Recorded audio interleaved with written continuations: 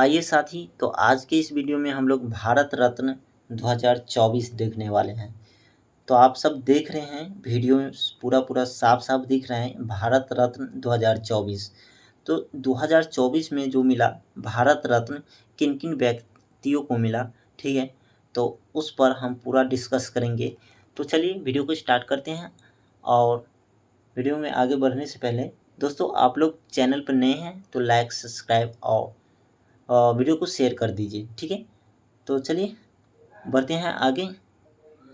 आइए, तो भारत सरकार ने 5 प्रतिष्ठित हस्तियों, ठीक है, भारत सरकार ने 5 व्यक्तियों को यानी प्रतिष्ठित यानी महान पुरुषों को जो है भारत रत्न 2024 में दिया, ठीक है। तो पहला जो व्यक्ति है कर्पूरी ठाकुर, दूसरा है लाल कृष्ण आडवाणी, तीसरा है MS स्वामीनाथन एंड चौथा है PV नरसिम्हा राव और पांचवा जो है आपका चौधरी चरण सिंह, ठीक है। तो 2024 में जो भारत रत्न जो दिया गया, इन महान पुरुषों को दिया गया, इन पांचों को, कर्पूरी ठाकुर, लाल कृष्ण आडवाणी, MS स्वामीनाथन, PV नरसिम्हा राव और चौधरी चरण सिंह, ठीक है। तो चलिए आगे बढ़ते हैं। वीडियो में इतना बात तो आप सभी को समझ में आ गया होगा। तो चलिए, पहला है को भारत का सर्वोच्च नागरिक सम्मान भारत रत्न देने का ऐलान किया, ठीक है। और इसके साथ ही अब तक भारत रत्न पाने वाले कुल संख्या 53 हो गई है। तो अभी तक भारत रत्न जो वितरण हुआ है, भारत सरकार ने दिया है, वो 53 लोगों को दे दिया है, ठीक है। और 2024 में 5 लोगों को मिला, ठीक है। तो चलिए, अब जो है पहला व्यक्ति है कर्पूरी ठाकुर, ठीक है। कर्पूरी ठाकुर जो है, इस पर हम लोग और आगे डिस्कस करने वाले हैं। आइए, कर्पूरी ठाकुर कौन थे, ठीक है, इनके बारे में सारा डिटेल्स जानेंगे। तो देखिए, कर्पूरी ठाकुर का जन्म 24 जनवरी 1924 को बिहार के समस्तीपुर जिले के पितौंझिया अब कर्पूरी ग्राम है। कर्पूरी ग्राम, इस गांव का नाम हो गया पितौंझिया का, ठीक है। गांव में गोकुल ठाकुर और राम दुलारी देवी के यहाँ हुआ था, ठीक है। उनका निधन 17 फरवरी 1988 को हुआ था, ठीक है। इसका निधन भी हो गया है कर्पूरी ठाकुर का, ठीक है। कब हुआ? तो 17 फरवरी 1988 को ही हो गया था। और इसका लोकप्रियता के कारण उन्हें जननायक कहा जाता है, ठीक है। इन्हें बहुत लोग, मतलब इनका बहुत फैन फॉलोवर था और इसको बहुत लोग चाहने वाले थे। तो इसके कारण इसको जो है जननायक कहा जाता है। किसको? तो कर्पूरी ठाकुर को, ठीक है। नेक्स्ट जो है आपका, उन्होंने 1952 में पहली बार सोशलिस्ट पार्टी के उम्मीदवार के रूप में ताजपुर निर्वाचन क्षेत्र से बिहार विधानसभा चुनाव जीता था, ठीक है। तो इसने चुनाव भी जीता हुआ था, ठीक है। किस सोशलिस्ट पार्टी था, किस पार्टी से? सोशलिस्ट पार्टी से, और ताजपुर निर्वाचन क्षेत्र से, ठीक है। नेक्स्ट है आपका कर्पूरी ठाकुर वर्ष 1970 से 71 और 77 से 79 तक 2 बार बिहार के 11वें मुख्यमंत्री रहे, ठीक है।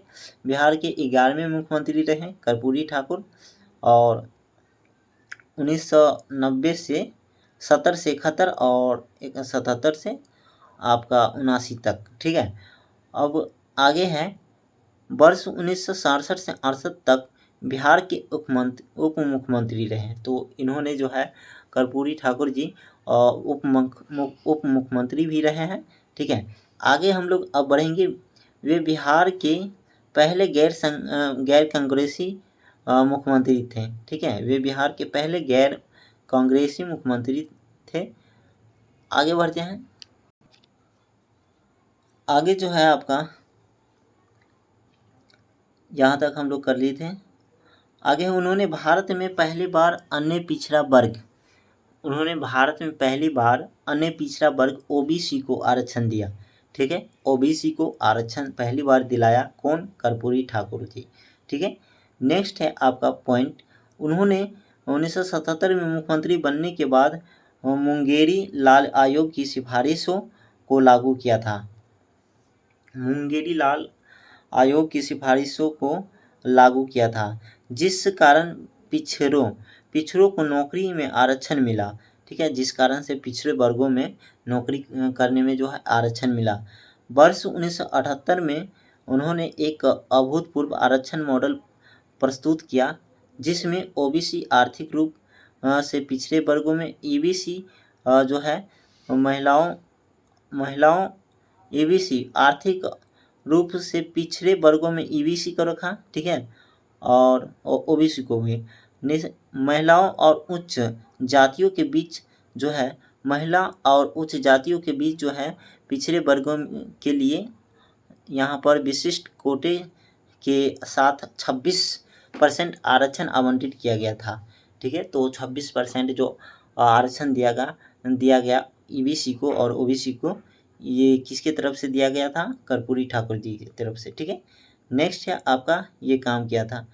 और बिहार में उर्दू को दूसरी राजकीय भाषा का दर्जा दिलाने में भूमिका रहा। उर्दू भाषा को जो है बिहार का जो है उर्दू जो है दूसरा राजकीय भाषा है और इसको इसमें भी इसका भूमिका रहा, ठीक है, राजकीय भाषा दर्जा दिलाने में। नेक्स्ट है ये भारत रत्न पाने वाले 49वें मरणोपरांत भारत रत्न पाने वाले 17वें, देखिए यहाँ पर क्या पॉइंट है, ये भारत रत्न पाने वाले 49वें और मरणोपरांत भारत रत्न पाने वाले 17वें एवं बिहार के भारत रत्न पाने वाले 5वें व्यक्ति हैं, ठीक है। तो भारत रत्न जो पाया वो पूरे वर्ल्ड यानी इंडिया में, ठीक है, ऑल ओवर इंडिया में तो 49वें व्यक्ति हैं एंड मरणोपरांत जो है 17वें व्यक्ति हैं, ठीक है, और बिहार में जो पाने वाले हैं ये 5वें व्यक्ति हैं, ठीक है। तो यहाँ से सवाल पूछा जा सकता है कि आपको कर्पूरी ठाकुर जो है इसको जो है मरणोपरांत पाने वाले कैवें व्यक्ति हैं? तो ये 17वें व्यक्ति हैं। या भारत में पाने वाले कैवें व्यक्ति हैं? 49वें व्यक्ति हैं। बिहार में पाने वाले कैवें व्यक्ति हैं? भारत रत्न पाने वाले ये 5वें व्यक्ति हैं बिहार में, ठीक है। तो चलिए बहुत सारे प्रश्न बन सकते हैं तो हम आपको दिखा दिए हैं, ठीक है। कर्पूरी ठाकुर जी का सारे डिटेल्स हैं जो आप लोग देख लिए और इन्हीं में से जो है आपका सवाल पूछा जाएगा, ठीक है। अब बढ़ते हैं अगला जो व्यक्ति है, जिस व्यक्ति को भारत रत्न मिला उस पर आते हैं। आइए अगला महान व्यक्ति जो है, महान पुरुष, ये लाल कृष्ण आडवाणी है। लाल कृष्ण आडवाणी, चलिए इसको भी 2024 में जो है भारत रत्न से सम्मानित किया गया। तो आइए बात करते हैं भारत रत्न पाने वाले यानी प्राप्त करने वाले 50वें व्यक्ति लाल कृष्ण आडवाणी का जन्म 8 नवंबर 1927 को कराची में हुआ था। अब जो है पाकिस्तान है कराची, ठीक है। नेक्स्ट है यहाँ पर वर्ष 1942 में आरएसएस में जुड़े और 1980 में स्थापित भाजपा के संस्थापक सदस्यों में से एक थे, ठीक है। भाजपा के जो है संस्थापक भी सदस्यों में से एक थे। तो यहाँ पर अगला पॉइंट है, इनकी आत्मकथा किताब का नाम माई कंट्री माई लाइफ है, ठीक है। लाल कृष्ण आडवाणी की आत्मकथा अगर आप लोग जानना चाहते हैं तो इसका बुक है माई कंट्री माई लाइफ, ठीक है। इनको पढ़कर आप इसके बारे में सारा चीज़ जान सकते हैं। नेक्स्ट है अगला, उन्होंने राम मंदिर के समर्थन के लिए 25 दिसंबर 1990 को सोमनाथ से अयोध्या तक रथ यात्रा शुरू की और इसी यात्रा के दौरान 22 अक्टूबर 1990 को समस्तीपुर में गिरफ्तार किए गए, ठीक है। तो इनको गिरफ्तार भी किया गया, कब किया गया? और 22 अक्टूबर 1990 को कहाँ पर किया? 22 समस्तीपुर में, ठीक है। नेक्स्ट किस कारण से? तो यहाँ पर रथ यात्रा निकाला हुआ था राम मंदिर के लिए, तो उसके अंतर्गत इसका गिरफ्तारी हुआ था। नेक्स्ट है आपका अप्रैल 1970 में जनसंघ सीट के राज्यसभा के लिए चुने गए, ठीक है। अप्रैल 1970 में जनसंघ सीट से राज्यसभा के लिए चुने गए। नेक्स्ट आगे जो पॉइंट है, अगले पॉइंट पे आते हैं।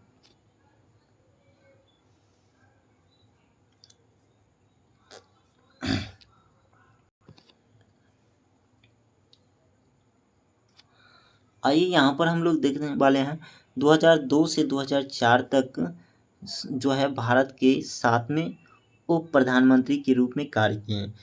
कौन किया उप प्रधानमंत्री के रूप में कार्य? तो लाल कृष्ण आडवाणी जी जो है भारत के उप प्रधानमंत्री के रूप में भी कार्य किए हुए हैं, और 2002 से 2004 तक। यहाँ पर है अगला पॉइंट, वे 1998 से 2004 तक भारत के गृह मंत्री भी रहे हैं। तो भारत के गृह मंत्री भी रहे हुए हैं लाल कृष्ण आडवाणी जी, जो अभी इसको जो है भारत रत्न 2024 मिला। ठीक है, यहाँ पर अगला पॉइंट है इसके ही बारे में, वे 2009 में भाजपा के प्रधानमंत्री पद के उम्मीदवार रहे हैं। ठीक है, नेक्स्ट है अगला आपका, इन्हें 2015 में पद्म विभूषण से सम्मानित किया गया। तो लाल कृष्ण आडवाणी जी को जो है 2015 में एक और पुरस्कार मिला। कौन सा पुरस्कार मिला हुआ था? तो ये मिला था पद्म विभूषण। ठीक है, चलिए अगले पॉइंट पर आते हैं। अगला जो व्यक्ति हैं जिनको भारत रत्न से सम्मानित किया गया 2024 में, वो व्यक्ति हैं MS स्वामीनाथन जी। चलिए आते हैं MS स्वामीनाथन जी पर। आइए, तो ये व्यक्ति हैं जो भारत रत्न से सम्मानित हुए 2024 में, MS स्वामीनाथन जी। यहाँ पर हम इसके बारे में पूरा डिटेल्स जानेंगे ताकि एग्ज़ाम में इसके ऊपर कोई भी सवाल बने तो एग्ज़ाम में छूटे नहीं। ठीक है, तो कह रहा है कि भारत की हरित क्रांति के जनक जो हैं कृषि वैज्ञानिक MS स्वामीनाथन का जन्म 7 अगस्त 1925 को तमिलनाडु के कुंभकोणम में हुआ था। ठीक है, एक बार फिर से रिपीट करेंगे हम, ठीक है, ताकि आप सबको कोई दिक्कत ना हो। MS स्वामीनाथन, भारत की हरित क्रांति के जनक कृषि वैज्ञानिक MS स्वामीनाथन का जन्म 7 अगस्त 1925 को तमिलनाडु के कुंभकोणम में हुआ था। ठीक है, तो MS स्वामीनाथन जो है हरित क्रांति के जनक भी है और कृषि वैज्ञानिक भी है। ठीक है, अगला पॉइंट है, तो इसका जन्म कहाँ हुआ है? कुंभकोणम में। कब हुआ? 7 अगस्त 1925 को। ठीक है, चलिए अगला पॉइंट जो है, इनकी मृत्यु जो है 28 सितंबर 2023 को चेन्नई में हुआ था। तो हाल ही में हुआ। कब हुआ? 2023 को। और 2023 में मृत्यु के बाद 2024 में जो है इन्हें भारत रत्न से सम्मानित किया गया। ठीक है, MS स्वामीनाथन जी को। नेक्स्ट है अगला पॉइंट जो है, स्वामीनाथन को कई प्रतिष्ठित पुरस्कार प्राप्त हुए, जिसमें जो है यानी जिनमें शांति पुरस्कार है, शांति स्वरूप भटनागर पुरस्कार है, रेमन मैग्सेसे पुरस्कार है एवं अल्बर्ट आइंस्टीन विश्व विज्ञान पुरस्कार है। ठीक है, और शामिल हैं, ये सारे पुरस्कार शामिल हैं। अगला पॉइंट है आपका, इसके साथ ही इनको पद्मश्री, ठीक है, इसके साथ जो है और पुरस्कार मिला। तो पद्मश्री है 1967 में, पद्म भूषण जो है 1972 में, पद्म विभूषण जो है 1989 से भी सम्मानित किया गया। ठीक है, चलिए अगले पॉइंट पर आते हैं। अगला जो पॉइंट है आपका, जो अगला व्यक्ति जो है, चौथा व्यक्ति जो 2024 में भारत रत्न से सम्मानित हुआ, वो व्यक्ति है PV नरसिम्हा राव। तो चलिए आते हैं इनकी आत्मकथा यानी पूरा डिटेल पर। आइए, हम लोग आ चुके हैं PV नरसिम्हा राव के बारे में। अब हम लोग जानेंगे। कह रहा है कि PV नरसिम्हा राव का जन्म 28 जून 1921 को वर्तमान तेलंगाना के वारंगल जिले लकनेपल्ली गांव में हुआ था। ठीक है, तो इसका जन्म जो हुआ था PV नरसिम्हा राव का 28 जून 1921 को कहाँ हुआ? तेलंगाना। तब पहले जो था तब यानी हैदराबाद था, अभी जो है तेलंगाना है। ठीक है, तो किस गांव में हुआ था? लकनेपल्ली गांव में। ठीक है, नेक्स्ट इनका पूरा नाम जो था क्या था? PV नरसिम्हा राव का इसका नाम था पामू लापती। ठीक है, पामू लापती वेंकट नरसिम्हा राव। ठीक है, इसका पूरा नाम PV नरसिम्हा राव का ये था, पामू लापती वेंकट नरसिम्हा राव। ठीक है, तो सॉरी, चलिए आगे बढ़ते हैं। इनके पिता का नाम सीताराम राव और माता का नाम रुक्माबाई था। ठीक है, तो PV नरसिम्हा राव का जो पिता का नाम सीताराम राव और माता का नाम था रुक्माबाई था। ठीक है, नेक्स्ट है वर्ष 1991 से 1996 तक वे भारत के 9वें प्रधानमंत्री रहे। ठीक है, तो भारत के 9वें प्रधानमंत्री कब से कब रहे? पीवी नरसिम्हा राव 1991 से 96 तक। ठीक है, आगे बढ़ते हैं। तो इन्होंने भारत के रक्षा मंत्री विदेशी यानी विदेश मंत्री, गृह मंत्री के रूप में भी कार्य किया। ठीक है, पीवी नरसिम्हा राव प्रधानमंत्री के रूप में कार्य किया, रक्षा मंत्री के रूप में कार्य किया, विदेश मंत्री के रूप में कार्य किया और गृह मंत्री के रूप में कार्य किया। ठीक है, तो इन सारे पद पर कार्य किए हुए हैं पीवी नरसिम्हा राव जी। ठीक है, नेक्स्ट है अगला 1971 से 1973 तक आंध्र प्रदेश के चौथे मुख्यमंत्री रहे और आंध्र प्रदेश के चौथे मुख्यमंत्री भी रहे हैं पीवी नरसिम्हा राव। नेक्स्ट है 73वें और 74वें संवैधानिक संशोधन अधिनियम का कार्यान्वयन पीवी नरसिम्हा राव के कार्यकाल के दौरान हुआ। ठीक है, आगे बढ़ते हैं। अगला जो व्यक्ति था जिसको 2024 में भारत रत्न से सम्मानित किया गया, वो व्यक्ति था चौधरी चरण सिंह। ठीक है, तो अब आते हैं चौधरी चरण सिंह की पूरा डिटेल्स के साथ। आइए चौधरी चरण सिंह के पूरा डिटेल्स यहाँ पर आप लोग को दिख रहा है पूरा साफ साफ। तो कह रहा है कि चौधरी चरण सिंह का जन्म 23 दिसंबर 1902 को उत्तर प्रदेश के मेरठ जिले के नूरपुर में जाट किसान परिवार में हुआ था। ठीक है, चौधरी चरण सिंह का जन्म 23 दिसंबर 1902 को उत्तर प्रदेश के मेरठ जिले में नूरपुर में जाट किसान गांव में हुआ था। ठीक है, नेक्स्ट है इनकी जयंती 23 दिसंबर को राष्ट्रीय किसान दिवस मनाया जाता है। इनकी जयंती जो है 23 दिसंबर को राष्ट्रीय किसान जयंती पर जो है राष्ट्रीय किसान दिवस मनाया जाता है। ठीक है, तो कितने तारीख को मनाया जाता है?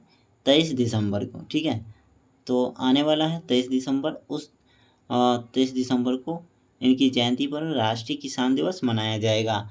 नेक्स्ट है इनकी मृत्यु जो है 29 मई 1987 को हुई थी। ठीक है, तो इनकी मृत्यु बहुत पहले 1987 में ही हो गया था। नेक्स्ट है सर्वप्रथम 1937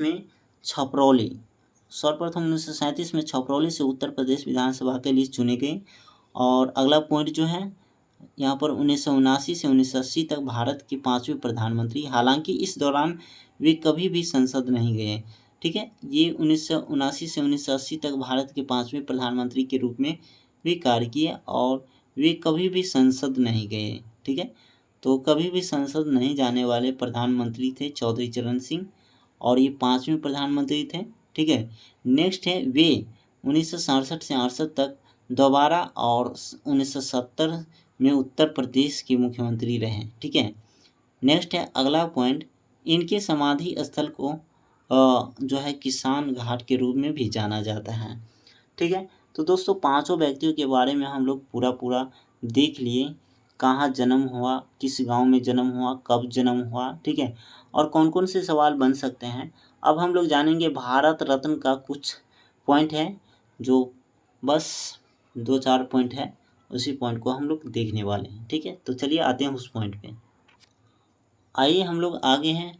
देखिए भारत रत्न पुरस्कार देने की शुरुआत 1954 में हुई थी। ठीक है, तो भारत रत्न पुरस्कार देने की शुरुआत जो हुई थी कब हुई थी? 1954 में। 1955 में यह पुरस्कार मरणोपरांत भी दिया जाता है। तो 1954 से यह पुरस्कार मरणोपरांत यानी जो व्यक्ति कुछ करके भारत के लिए चला गया, मतलब डेथ कर गया, मर गया, उनको भी भारत पुरस्कार मिलने लगा बस 1 साल बाद। ठीक है, और नेक्स्ट है भारत रत्न पुरस्कार का आकार।